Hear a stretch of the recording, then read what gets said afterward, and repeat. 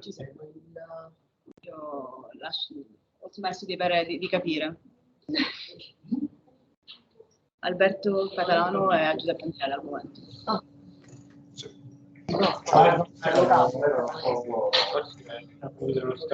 Giulia, riesci a condividere lo schermo? Sì, perché al momento c'è un attimo. Io prima o poi ce la faccio, Giuseppe, devi soltanto avere pietà. No, dico, hai i privilegi per farlo, dovresti averli. Schermo o finestra? Faccio schermo, tanto chi se ne frega.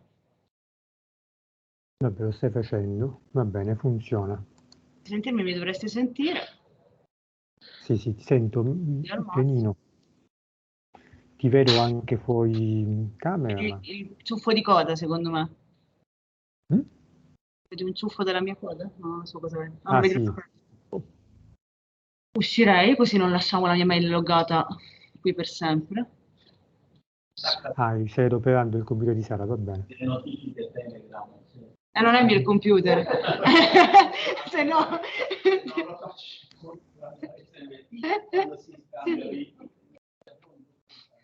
Ok, dovrebbe vederci. Ma io posso scomparire, vero? Sì.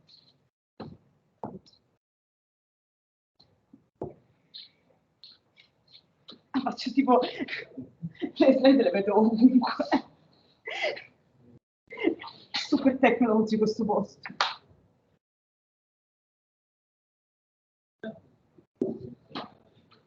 Ok.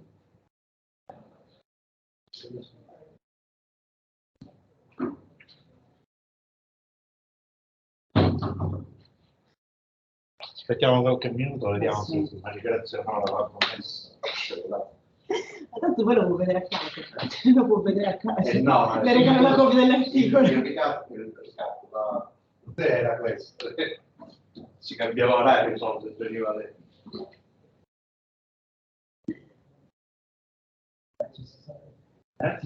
Si domanda. Sì, per lei. Esatto, io ti ho detto a questo punto ieri.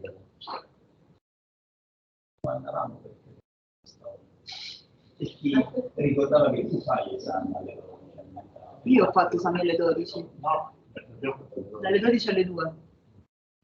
Solo? Anche perché mi ricordo che era il compleanno del mio ragazzo all'epoca e mi aspettavano a pranzo. E l'ho lasciato quell'evento.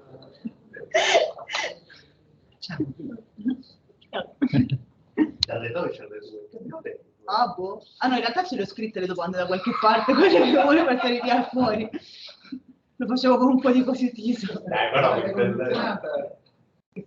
perché non si fosse controllo, vero? Quella è stata che carina.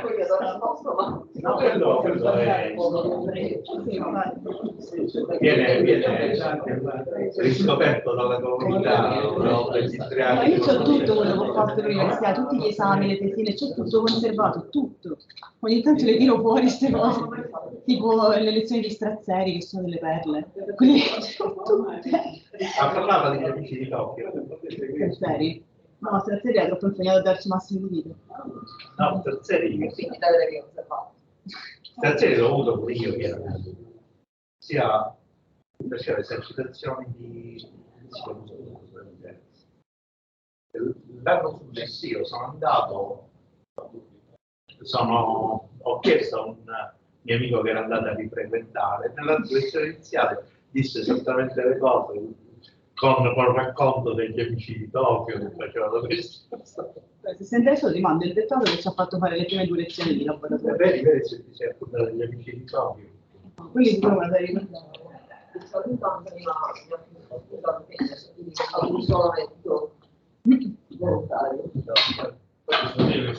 Va bene, a questo punto dobbiamo iniziare. Mi sta arrivando.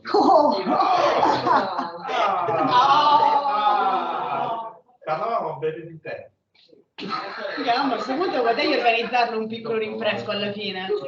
Tanto sei tu che gestisci i soldi. Lo so, ma abbiamo avuto, ci stiamo avendo Certo, c'è una crisi energetica, c'è una condizione non siamo noi che decidiamo, è la centrale. Io ho detto, prego di dire alla centrale di non accendere i condizionatori. Allora l'abbiamo adesso. No, non c'è il tipo con le rosse. Adesso d'archivio. Sì, stiamo aspettando, spero presto sugli Journal of Physics. Però abbiamo avuto delle referaggi un po' contrastanti, ma ora abbiamo risposto, stiamo aspettando che... Cioè, tutti dicono che è scritto molto bene, è fatto molto bene, ma secondo uno dei referi che probabilmente non l'ha letto dice che non è abbastanza originale, ma infatti su quello siamo... L'editor secondo me non era d'accordo, quindi... Però in realtà è... Scusate. Dal punto di vista tecnico... Pronto? No, aspetta. No, ho tempestato da queste cose, penso che partenariato. Sì. Sì. Allora, cambiamo di storia.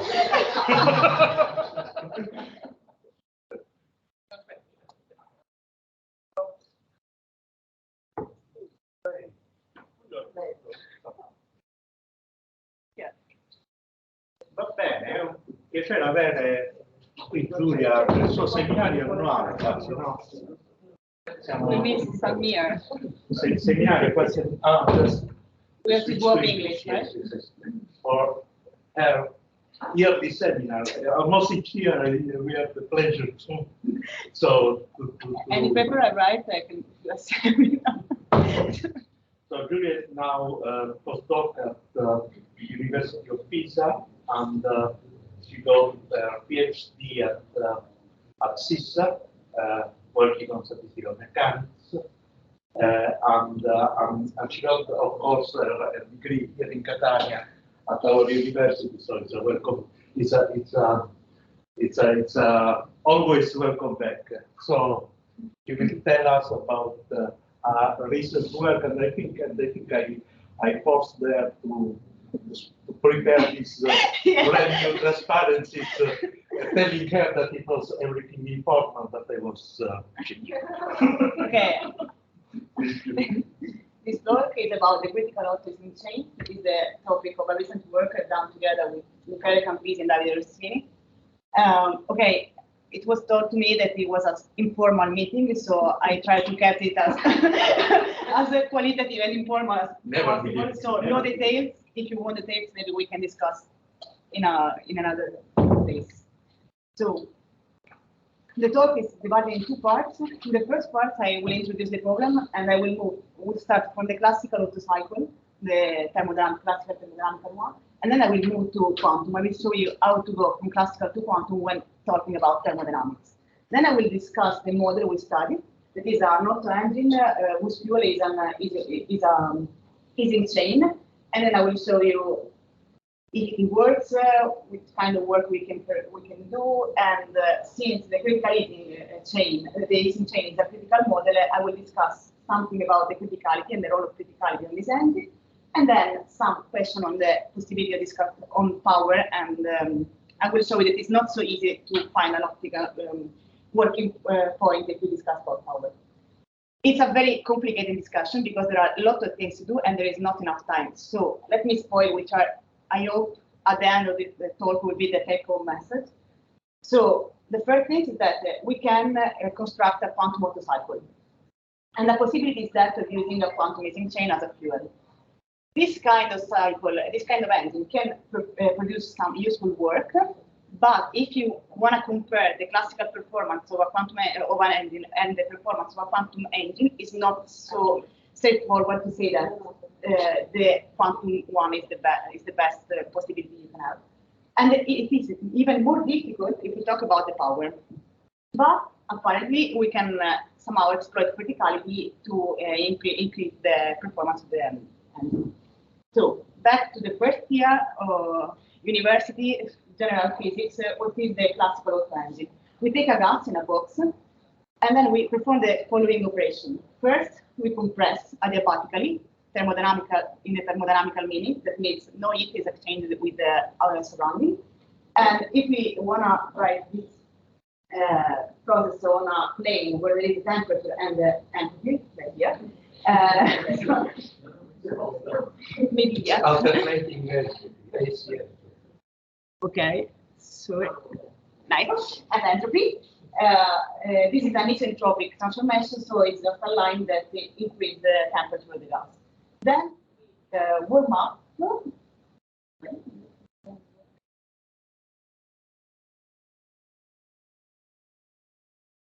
Right. Thank you. Then you heat up the gas, and you perform it in a isoporic way. That means you fix the volume and you just warm up. And this is correspond to this line in this plane. Then you can let the gas expand.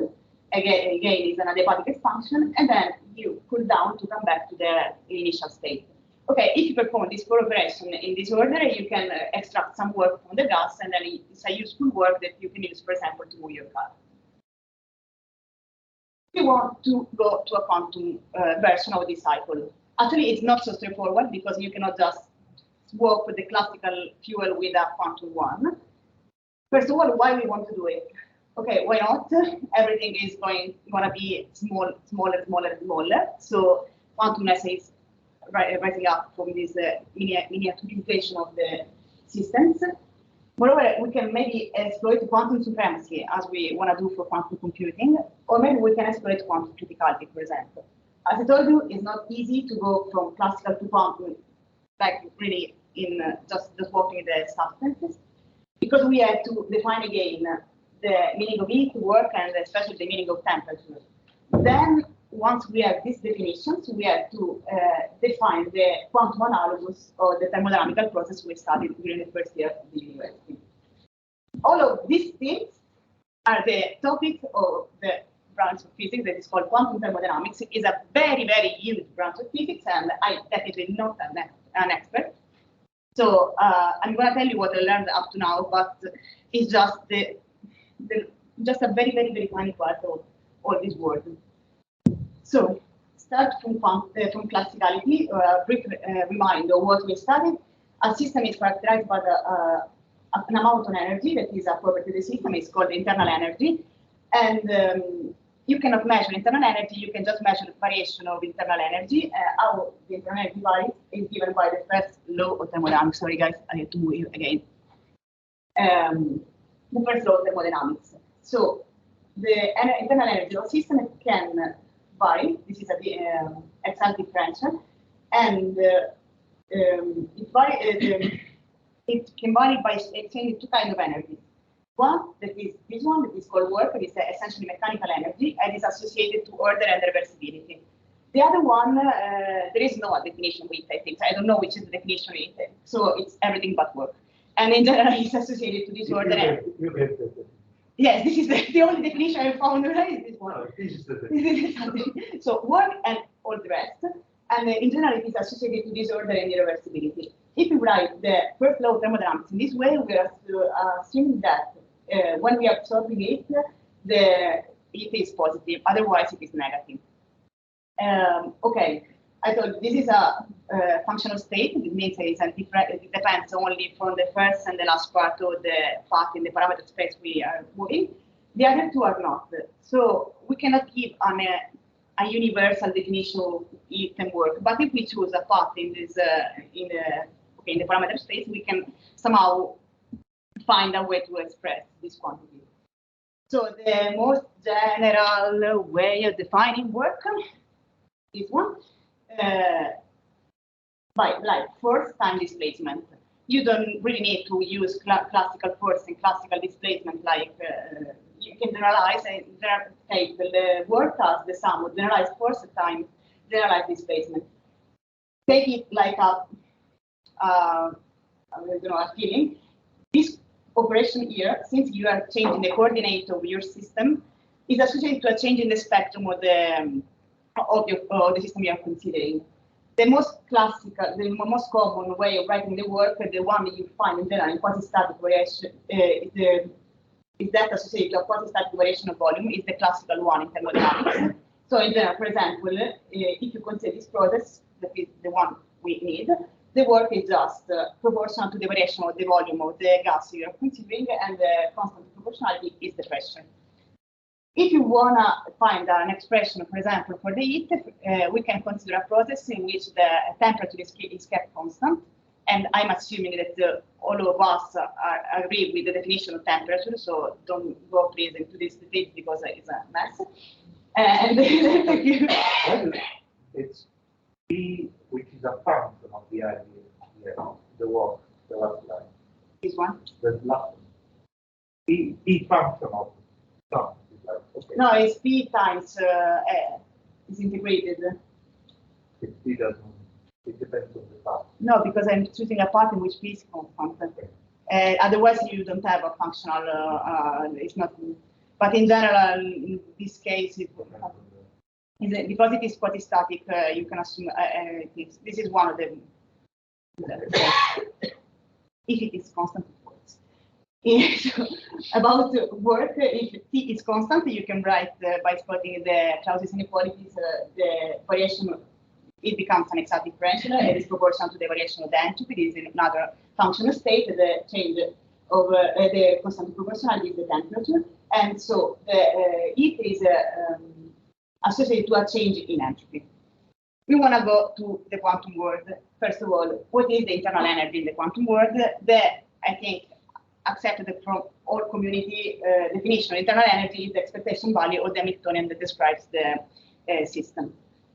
Then, in the eigenbasis of the Hamiltonian can be written like the eigenenergies times their probability of being in that state. So the first way of generalizing the concept of work and heat is the one proposed by Alinsky in 1979 that comes from the intuition that if I want to write the first law of thermodynamics starting from this definition, I have the sum of two contributions, this one and this other one. So Alinsky say, let's identify the first one in which we have a change in the eigenenergies of the system as the work, and the other one with the heat. It is not so straightforward to see that this one is associated to a change in entropy, but it comes quite naturally if you consider the information entropy, the one written like Menot, K. Boltzmann, rho, log rho.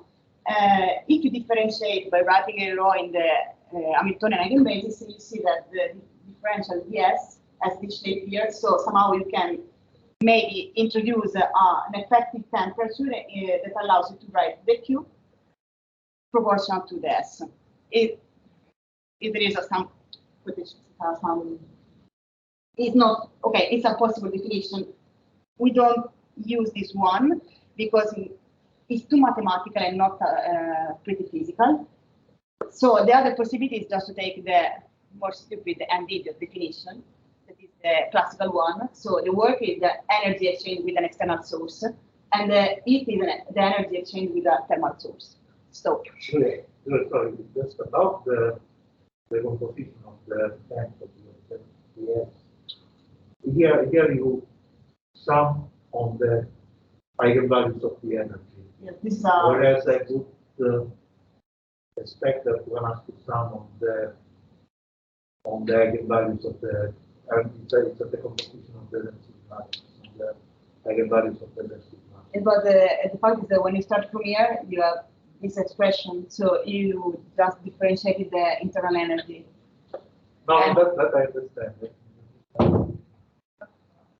It's just okay. I thought this is the real way in which Alinsky brought it in the paper. Okay. So these are Alinsky words, and then is the one that we had a very long discussion with Michele because all the paper I read are using this as definition. If you told with Michele Campisi, he would rather prefer this one. So because you are missing something. What does it mean, that expression? So and moreover, if you assume that this is the definition of work, there could also be the possibility that you can exchange some heat without having a thermal source. If you are able to engineer something that just change the probability of occupation of some system, even though it is not a thermal source, you can have some kind of heat. So I wrote this because I have to. I'm just. in this definition there is I don't know if it is possible. Okay, but I think you can if you are enough some kind of if you mind imagination, yeah. And according to this definition, anytime you have a process that leaves the energy eigenvalues unchanged. So the spectrum is unchanged. They change the Yes, that's the probability. According to this definition, you are exchanging heat. Okay. The function is rather smooth when you change the energy. Right? When you change the energy, the sharp behavior of the wave function is clearly not constant. So I think that in that paper, they assume that the behavior function when you change the energy, the thing should be rather smooth. Right? I do remember if there was some assumption, or I can check later. I have the paper there. Because again, I'm putting in because I have to. We're talking about generalizing, but I've been told that is not the definition to consider. So better to consider these two. But this is linked with the previous one, or it's another? It's another. Actually, you can go from one to the other for a bit. Okay, but this is more physical. So there you are starting from a mathematical definition. You see that it seems to be physical in I think almost all the situation. This is just the physical situation, and you find a way to describe mathematical this situation here. For example, if you wanna describe some energy exchange with an external source, it's like if you are performing some transformation in the Hamiltonian, and you have just an Hamiltonian evolution. So you anytime you change the Hamiltonian of the system, you are performing work on the systems. For example, in this case, the work is just given by this integral. So since it does not depend on the path, it is given by the expectation values at the final and the initial. Meaning you have, for example, instead of parameter. Yes, and then you tune it a quench. It can be slow as much as you want. Instead, if you wanna simulate this process, if you wanna evaluate some work, you know that is an incoherent evolution in which you have the system at this some temperature T1 is the classical temperature. We don't have to introduce any effective temperature in a weird way, and then you move to a different temperature T2, and the heat exchange is the expectation value of the Hamiltonian evaluated at T2 or at T1. So these will be the definitions we are assuming for heat and temperature during for finding our results.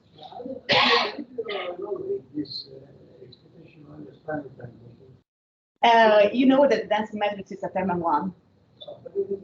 Yes, for density matrix. And then among the details I'm skipping, there is an interesting formalism that you can use for quadratic systems in which everything is much simpler than it seems. So you are referring, of course, always to a negative density matrix. Yes, if which means that my previous questions, you are always at equilibrium density matrix. So yes, no, I don't know. It depends. If you want, you can also not be in equilibrium. In general, in literature, since no, that I understand. But I say so far, because in that case, the eigenvalues of the density matrix and of the energy, I would say. Okay, yes, they are at equilibrium in general. So once we have given these definitions, we can move to the definition of the thermodynamical processes. So classical, P is constant, and quantum, we need to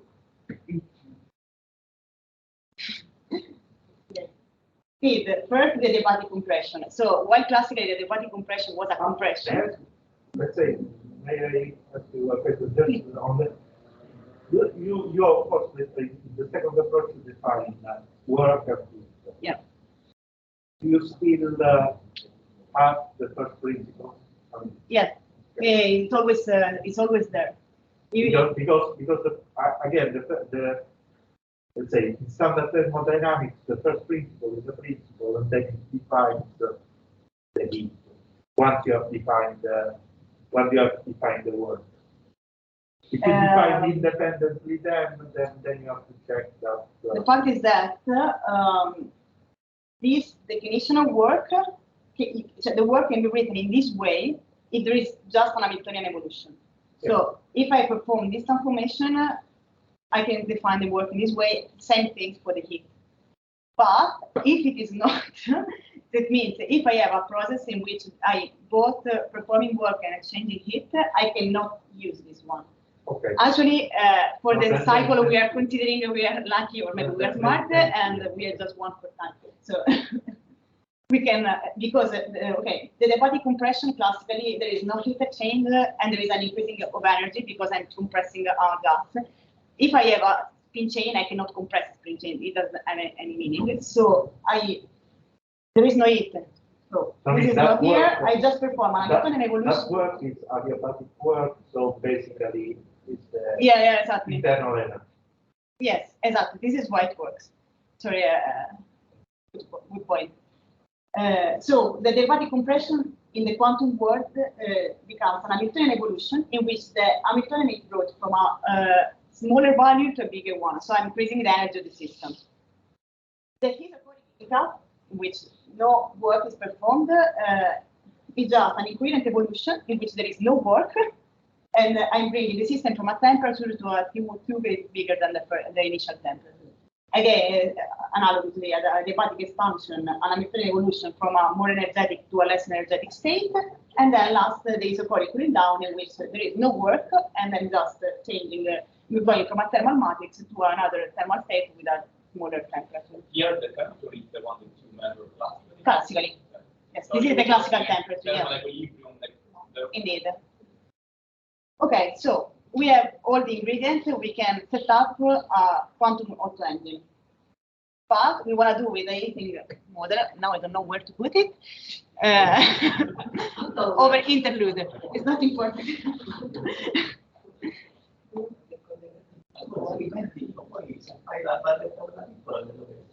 Yuhu! Potevi dirlo prima. Verso sei slide. So I think everybody here knows Ising model, but a small brief recap is always. Okay, my mother, I think. No.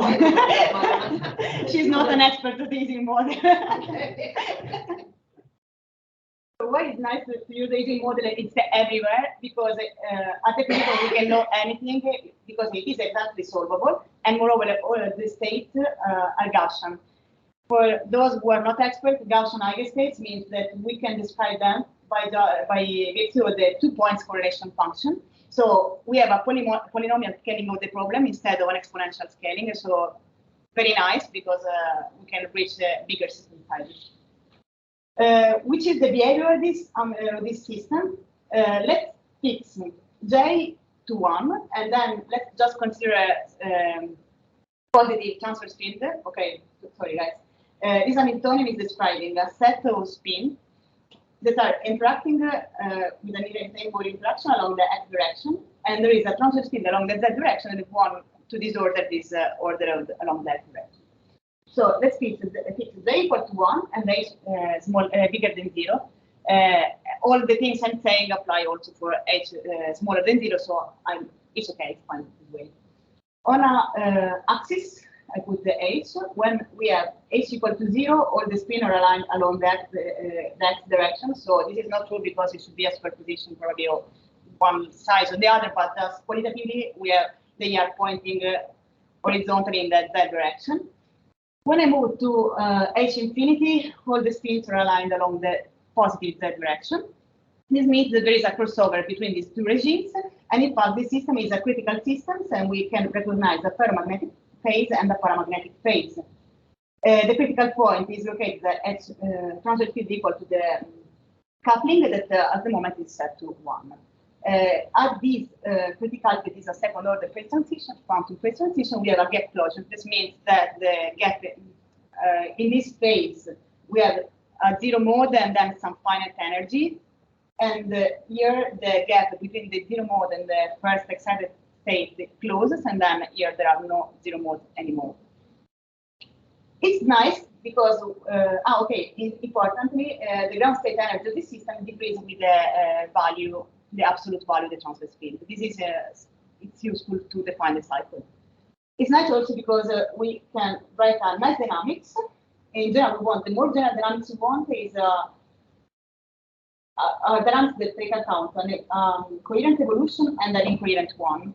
So the Hamiltonian evolution is something we can write and solve in the computer very easily. And in particular, we will change the transverse field H. So we will assume a time-dependent Hamiltonian, in which H, small h is time-dependent. It's sufficiently general, but not the most.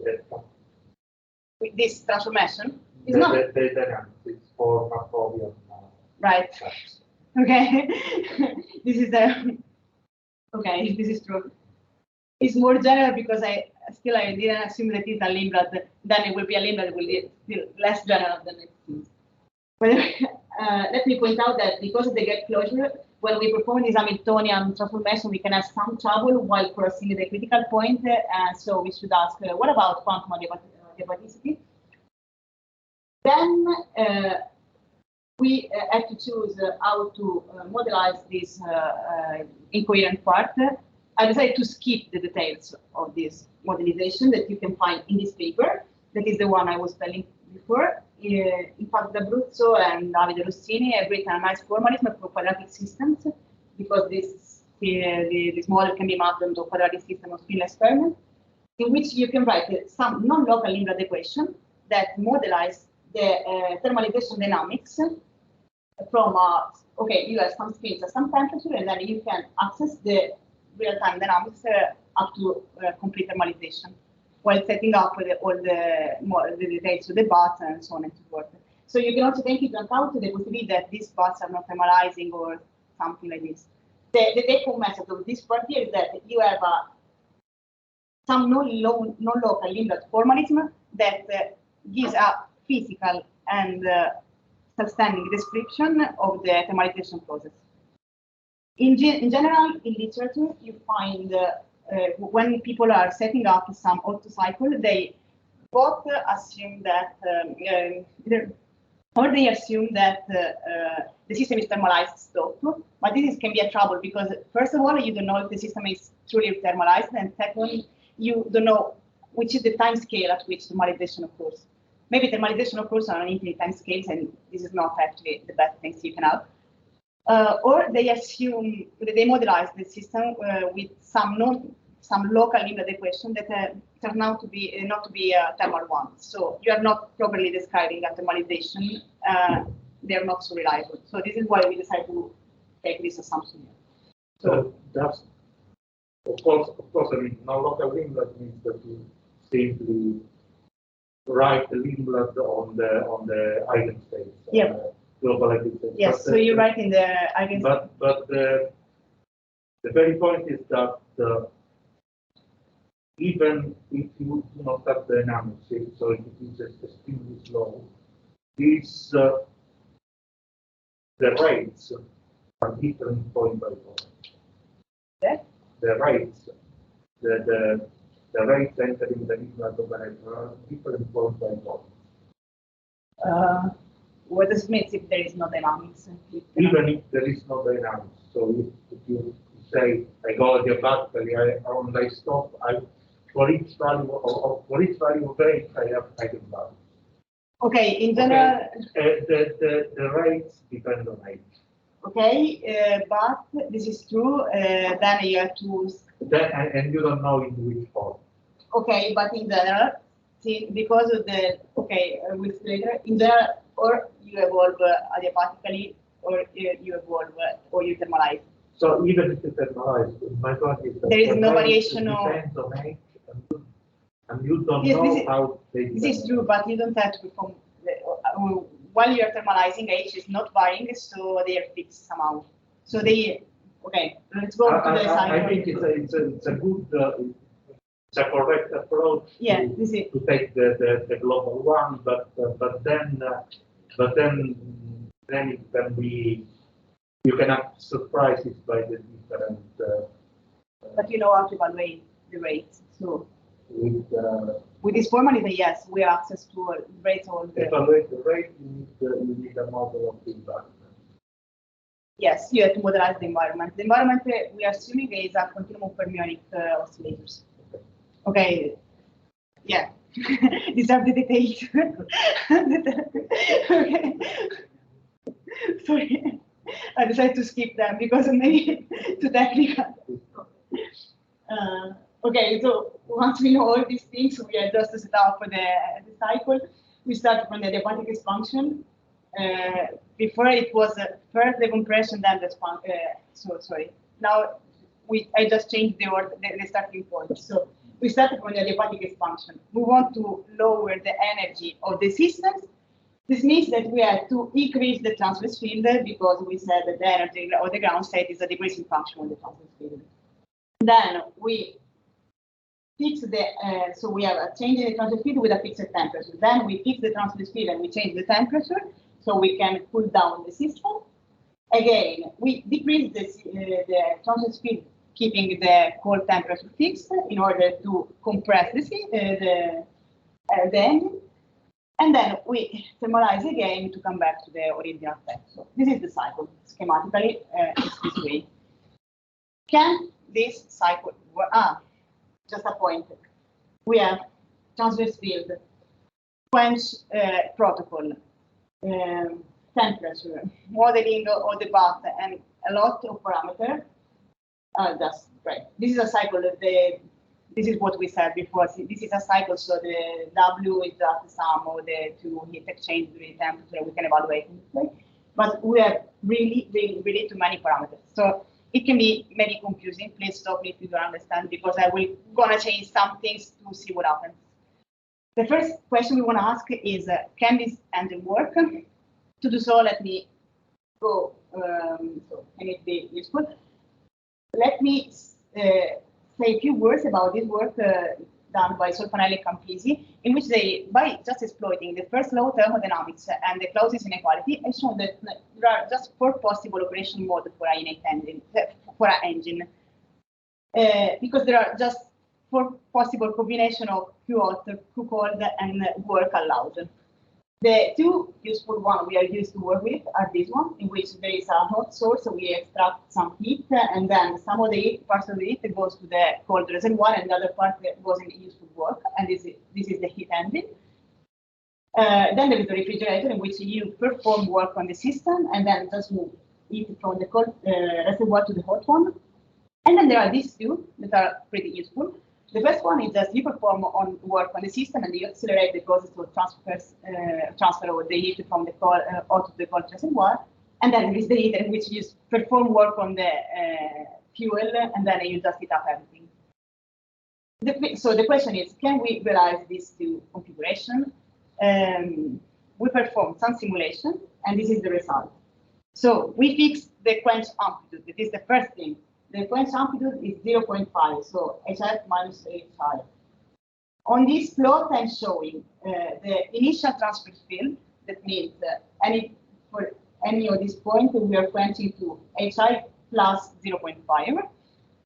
And the cold temperature. The simulation is performed with a system size equal to 50. There are 2 different temperatures of the hot bath. So the cold reservoir is a fraction of the hot one, obviously. As you can see, I don't know if the colors are clear, there are very wide regions in which the engine operates as a refrigerator and as a heat engine. This means that we can, okay, at this level, I'm just telling you that it can perform work, so it can cool down. I'm not telling you how much work we are performing. Maybe it's just like 1 epsilon, but it's positive. This is the important thing. In principle, you can realize some useful engine, and it is stable. That means it's not just 1 point in the parameter space, it's a very wide region in the parameter space. This is for a hot reservoir, and you see that it seems that the green region increases, the useful regions are increasing. I want to notice that there is this kind of bump here that is pretty close to the criticality. In fact, H initially equal to 1 is the critical point. So maybe this means something. But before going on, just a few words on what does it happen if we change this value delta H. For example, we perform the simulation for the case of T equal to 0.5, and these are the boundaries of the refrigerator's region. you see that while increasing the quench amplitude, so the quench amplitude is going increasing in this direction, you see that the refrigerator region is increasing, and instead the heat engine region is lowering from the upper part, but is moving to the left. So I don't know if it's increasing, but still it is there and it's not disappearing. So in general, we decided to fix this amplitude here, since probably all the configurations are still the same. So, which is the work you can perform with this kind of engine? Let's focus first on which is the work of in the heat engine regime. Before we go on, I remind you that we can define the efficiency as the pressure between work and heat extracted from the hot reservoir. And in general, this quantity is bounded by the Carnot efficiency. These are the plot of the work per spin and the efficiency along the panel A and C along this line here, and B and D along this line here, always for fixed amplitude 0.5. Okay, we notice that the red line is marking the quantum critical point.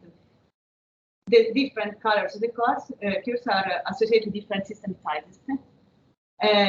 What we notice is that there are two bounds, two peaks. One that is for initial value transfer speed that are smaller than the critical value, and another one that is for initial transfer speed that are bigger than the critical values. Okay, what does it happen when we go here? So in the refrigerator part, again, panel A and C are referring to this line here, while B and D to this other line. We notice that it is not so clear, but we are, in the first case, there is just one peak, but in the second picture, there are still, again, two peaks, one that appear for smaller, for transfer speed that are smaller than the critical one, and another that appear for transfer speed that are bigger than the critical one. Giulia, why don't you speak of two peaks and not of one peak at the critical? Because I would say things, I expect things like that, except for criticality. This is another good perspective, because the close to criticality, because essentially because they get closure, it's easier to excite the higher energy modes. So essentially to heat up everything, and then it's more efficient. But we want to see the field empty glass, so we want to see where it's better to work, not where it's worse. And moreover, why I'm speaking about the two peaks, it will be clear in the next slide. In fact, we can look at another quantity that is not okay, in this case, sorry, for the refrigerator, we just look at the quantity extracted from the cold reservoir, and the efficiency is defined as the heat divided by the work.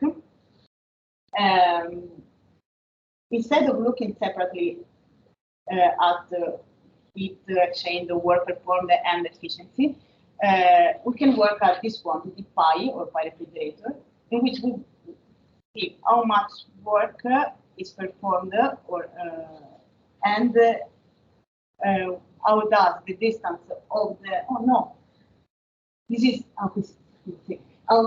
much the distance between the Carnot efficiency and the efficiency of the engine change. It's a pretty weird quantity, but essentially it's telling you, okay, maybe I'm not performing so much work, but I'm doing it in a very efficient way. Because in the ideal possibility of this being zero, this quantity is diverging. So all the work I'm doing, I'm very, very efficient. This is and if you look at the plot for the two cases, this is the heat engine, the colder heat engine, the hotter heat engine, the colder refrigerator, and the hotter refrigerator. There is again this two peak structure, or one valley structure. And again, there is this kind of two peaks. So one that we, at this point, we define paramagnetic because appears transitive bigger than the critical one, and the other we can call it critical. I want to notice that there are some black dots that are marking the higher peak. And essentially, for example, in this case, the higher peak is always the paramagnetic one. But for example, in the other case, when we consider the Otto engine, the maxima are moving from the paramagnetic peak to the critical one. So increasing the size, the criticality becomes more important. This is maybe some hint that we have to investigate more in detail the role of criticality. We also notice that close to the paramagnetic peak, the work is always linear with the system size. All these curves are overlapping essentially. While when we go to the critical one, this is why we are interested in two peaks, because we want to distinguish this behavior. There is a kind of hyperscaling with the system size. In fact, again, this is normalized by the number of spin, but they are not overlapping. This behavior has been predicted by Campisi and Falci in a net communication, in which they expect for a thermal case transition, so a classical one, to observe an hyperscaling with the system size of the performance because of the presence of some divergence of correlation length in proximity of second order phase transition. Is this our case? To answer this question, we plotted the behavior of the two maxima. So these dots here essentially are not at a fixed HI, because as you can see, the maximum is not moving with the initial transverse field, but we are just putting which is the highest value in the two peaks as a function of the system size. And then we fitted with some power law to see if there is an hyperscaling. And as you can see, the one we defined as a critical peak essentially they are very, very small power law, but they are growing with a power law that is bigger than, because we are saying pi critical divided by n scales like n to the alpha. If there is a linear scaling, alpha is equal to 0. If alpha is bigger than 0, it's more than linear. And even though it is not so bigger, much bigger than 0, there is some effects, some hyperscaling. Then the Falci bump, and this probably is due to the problem of quantum adiabaticity, because it is true that if we are increasing the system size, the criticality is more present, but also the gap is more close. So to pass through the gap means requires to slow down the velocity. Velocity of the quench was another of the too many parameter size skipping. I'm not showing here, but I can tell you that whenever we did some simulation for the same graph for a colder engine, and you can see the work you perform for, when you consider colder engine is smaller, but this power law increase with a much faster. This means that essentially, if you wanna optimize the work done by increasing the engine. So it's better if you want to just add one spin to your engine, it's better to work in a critical regime because it will improve much more the performance than to work in the paramagnetic one. There is an answer to this behavior. Yes, we have a guess. It's not easy to do it, but in general, in the classical mechanism of producing work is that you have some heat and you convert in work. So the larger the gradient temperature, the larger the heat you exchange, the larger the work you can perform. Instead, the quantum mechanism, this is something that you can find in this paper by Dorner, Gould, Daily Paternoster, is that when you have a quantum spin chain, the work is related to the magnetization. So it's proportional to the change in magnetization. So the larger the magnetic susceptibility, the larger the work. The fact is that close to a second order phase transition in a magnetic system, the magnetic susceptibility diverges. So this is why essentially we see this kind of hyperscaling and improvement of the work. So which are the pros that this increasing the hyperscaling criticality actually play a role. And in general, close to criticality, n body engine is better than n single body engine. And it's better if you want to work with very hot, very cold reservoir, it's better to work in the quantum regime because classically you cannot extract so much work, but quantum maybe yes. Actually, if you look at the absolute value, paramagnetic is better. So it's better to work where there is no divergence of anything. Again, there is the problem of quantum adiabatic trouble. There is the quantum adiabatic trouble, the fact that you have to slow down the velocity, and so performance are getting worse, power is getting worse.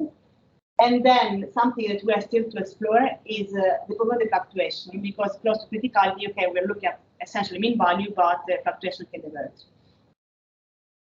Just a very extremely fast comment on the power, because it's something we have not done. Maybe you can ask why, because it's a mess. Okay, the power is defined as the work in the unit time of the cycle. So this means that if you want to maximize power, you have to maximize the work, and we have seen it's not so easy. And then you minimize the cycle duration. But there are a lot of sources of cycle timing. For example, the velocity of the quench. In fact, if the system is critical, if you slow down, okay, this is the same plot I showed you before for a fixed n equal to 50, while changing the velocity of the quench. The lighter the green, the faster the quench. It's exactly the same plot. You see that while if you are in the paramagnetic phase, nothing changes because there is no gap, no closure, nothing. So you can go very, very fast. If you are close to criticality, you have to choose the opportune velocity to see like the bump or the hyperscaling or the things we discussed before. So which velocity to choose, which protocol we choose, and then maybe it's better to go a little bit faster, but not to maximize the work. So there are so many variables if you want to discuss about the optimal power point. And moreover, I told you that we have a realistic way of simulating the thermalization, but we are, for the whole discussion, I assume the thermalization to be full, but we can also relax this assumption. So if you, what about the possibility of being non-perfect thermalized? In this plot, I'm showing you the work you extract for any cycle. So in the x-axis, there is we are repeating the cycle many times. And all the graphs are different thermalization times. The red line is the fully thermalized one we assumed for the whole during the whole discussion. So you can see from this line and this line here, there is 1 order of magnitude. That means we have to wait 1 order of magnitude less. The work is not the maximum one in this case, but maybe for the power it's better to be not perfectly thermalized. So this is another paper essentially to explore. So I just tell you, power, yes, is important, but not really easy. I think this is the last one, so we can recap. Today I showed you, I hope, that the Ising Otto engine, quantum Otto engine can be useful, so we can realize some useful working operation regime. Even though it is not easy to find an optical working point, and I hope I convinced you that maybe it's better for the absolute performance to work in the classical, in the part where criticality is not present, but in general, the fact that there is some critical effects on the performance is not the things, because sometimes it can help also to maximize the performance in general. What we have to learn, discussion about power, and for example, another discussion is some shortcuts to the adiabaticity. In fact, in some works, people add some terms to reduce the friction due to the quantum adiabaticity, to allow some quenching with higher velocity. Maybe it could be useful to maximize the power, but I'm asking if you introduce some shortcuts with adiabaticity, maybe you cannot fit criticality, so probably there is a trade-off. We can investigate the universality of this behavior. For example, up to now it seems to be totally specific for this model, but essentially it depends on the divergence of the susceptibility that is something universal, because there are a second order transition. There is a very big theory that tells us that is universal, but spoiler is not real.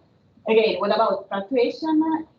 What about non-thermal engines, always called connected to the program power. Some experimental validation, I think I don't know, maybe. So with this I conclude. Thank you.